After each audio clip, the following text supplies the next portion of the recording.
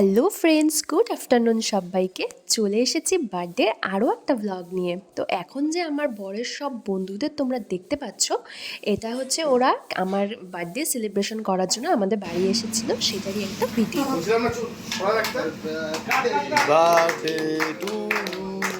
Happy birthday to you.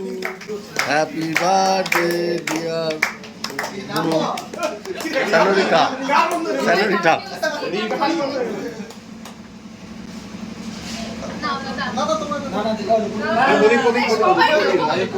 আগে প্রদীপ বলি দিচ্ছে কিন্তু বলি দিচ্ছেন হয়ে যাবে বলি হতে হয়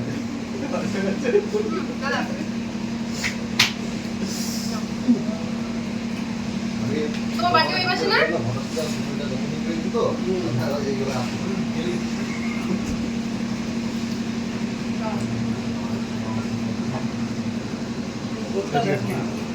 কারোর সাথে যদি কিসে দিয়ে যাবো আস্তে আস্তে আর সবাই কাজ নিয়ে আসো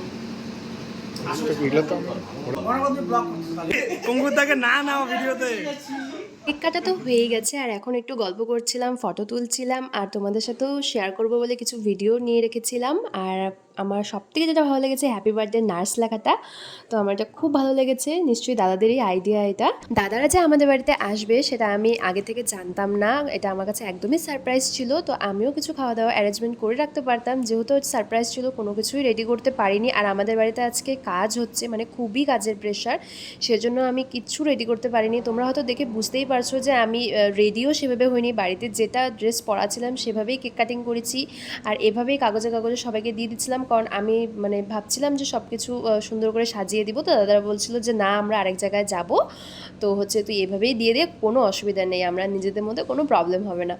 তো খুব মানে আমি তো খুবই খুশি, মানে এত সুন্দর করে একটা ফট করে সারপ্রাইজ, আমি তো এটা একদমই অ্যাকসেপ্ট করিনি। তো যাই হোক, থ্যাংক ইউ দাদাদের এত সুন্দর করে বার্থডে সেলিব্রেশন করার জন্য আর আমাকে সারপ্রাইজ দেওয়ার জন্য। পায়ে সবাইকে দেখা হচ্ছে অন্য কোনো ভিডিওতে।